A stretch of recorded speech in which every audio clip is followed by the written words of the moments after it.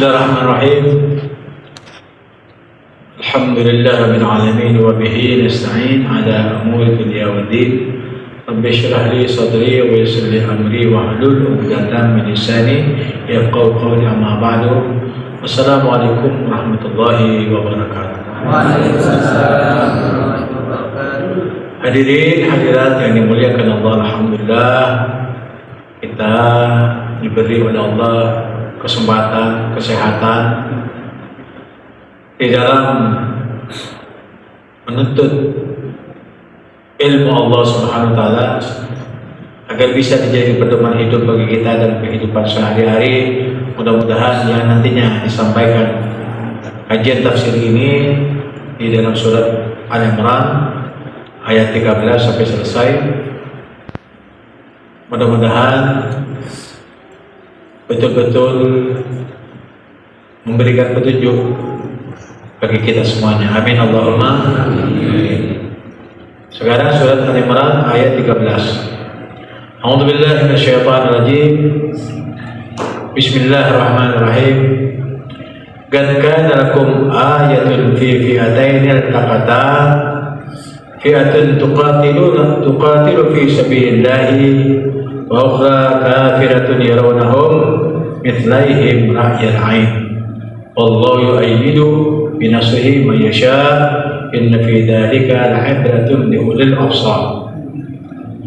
Qad kana lakum ayatun fi fi'atayn iltaqata, sungguh telah ada tanda-tanda bagi kamu tentang dua pasukan yang bertemu. Ada dua pasukan bertemu di medan perang. Ya. Fi'atun tuqatilu fi sabilillah. Golongan yang pertama adalah berjihad fi sabilillah. Jadi berperang untuk menegakkan kalimat-kalimat Allah supaya langgeng sampai yaumil qiyamah. Itu perjuangannya siapa? Sahabat-sahabat Nabi. Jadi Nabi bersama sahabatnya, bukan Nabi menyuruh sahabat untuk berperang lalu Nabi diam di rumah, tidak begitu. Tetapi Nabi Muhammad mengangkat senjata, jadi komandan perang. Seperti itu. Jadi panglima perang langsung baginda Nabi Muhammad SAW. Wa ukhra kafiratun, dan yang lainnya kafir. Artinya yang dihadapi oleh Nabi Muhammad itu yang kafir, yang menantang Allah, yang menantang Rasulullah, itu namanya kafir. Di zaman Nabi Muhammad sendiri angkat senjata untuk memerangi orang yang kafir kepada Allah, yang kafir kepada Rasulullah.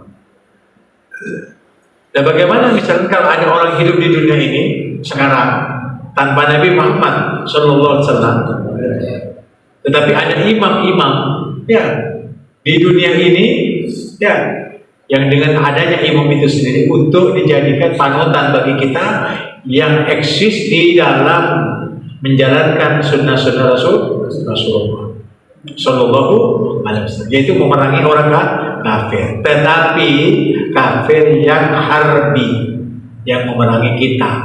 Kalau yang tidak memerangi kita, tidak boleh kita perangi. Kalau kita aman-aman dengan orang-orang yang tidak menyembah kepada Allah, khususnya di Indonesia, tidak boleh kita perangi mereka.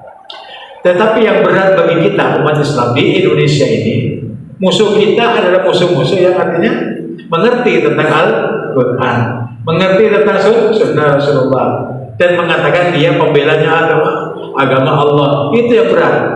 Paham? Itu namanya munafik atau fasik. Ngerti agama, tapi hakikatnya dia tidak mau peduli dengan agama Allah. Artinya eksis di dalam menegakkan kebenaran dan menegakkan kebenaran. Jadi yang menegakkan kebenaran itu dianggap salah, yang menyampaikan kesalahan itu dianggap kebenaran. Itu sekarang. Jadi orang Islam dibuat bingung. Yang menyampaikan bingung, yang mendengar bingung. Itu zaman sekarang.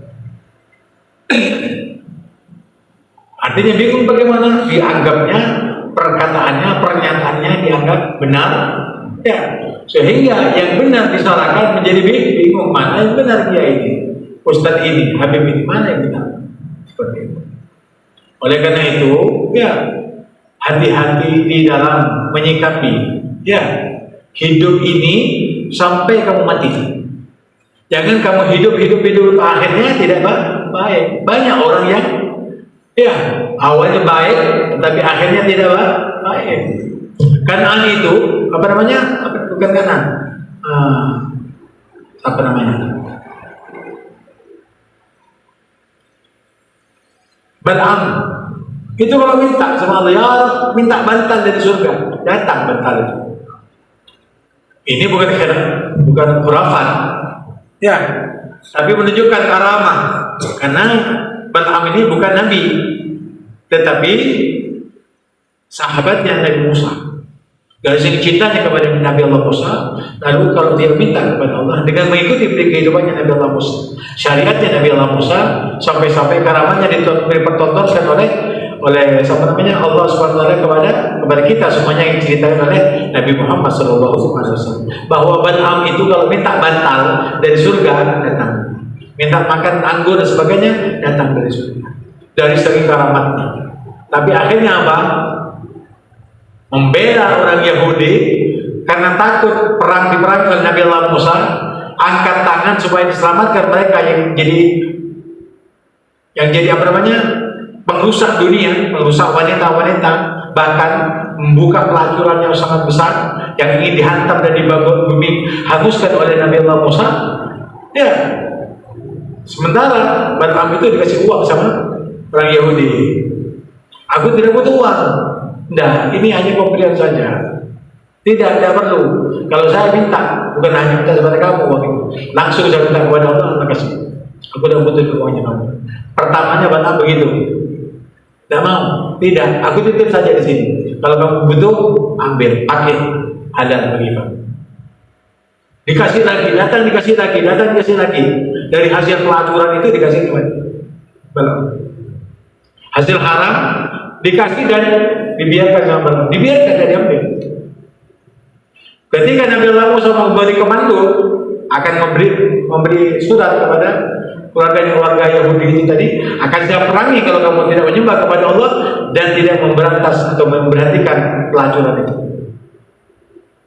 Akhirnya dia minta tolong sama Bal'am, minta tolong aku begini, supaya bagaimana caranya supaya Musa itu tidak memerangi kami.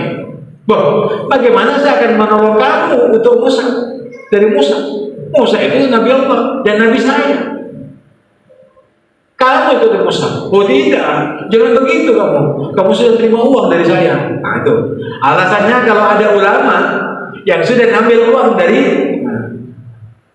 seperti itu, maka katanya kamu sudah banyak beri uang. Ya, kamu mintakan kepada Tuhan. Tidak. Itu Nabi Allah, kekasih Allah. Aku hanya pengikutnya. Tidak bisa kalau lihat kamu pancung kamu. Dikeruk dia. Akhirnya berdoa. Ketika doa dibalik mulutnya. Ya, hancurkan mereka orang-orang Yahudi tadi dan menangkan Nabi Allah Musa. Seperti itu. Doanya Nabi, anaknya Bal'am. Ketika begitu pancung, tihas, paham? Kepalanya mati. Ya, mati. Kenapa? Matinya su'ul khatimah.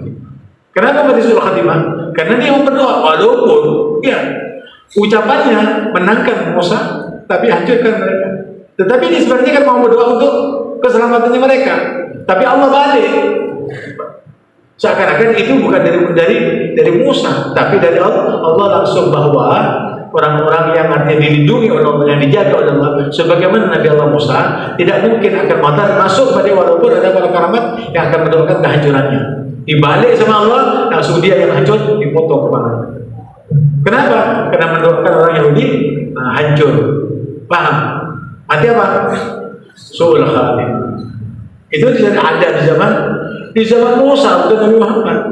Jadi kalau ada orang sekarang itu, ulama-ulama yang digadaikan ilmunya itu demi kepentingan-kepentingan yang lain, orang-orang kafir atau orang munafik, maka akhirnya hayatnya jangan-jangan seperti itu. Ya, matinya daripada suul khatimah. Naudzubillah min dzalik. Oleh karena itu, nah ini pelajaran bagi mereka, bagi Habib juga sebagai ulama, tidak sebagai pendakwah, bukan ulama, sebagai pendakwah. Karena ulama itu tinggi, terlalu tinggi, derajatnya terlalu tinggi di hadapan Allah Subhanahu wa Ta'ala. Karena ulama itu sebenarnya bukan banyak ilmunya. Kalau banyak ilmunya itu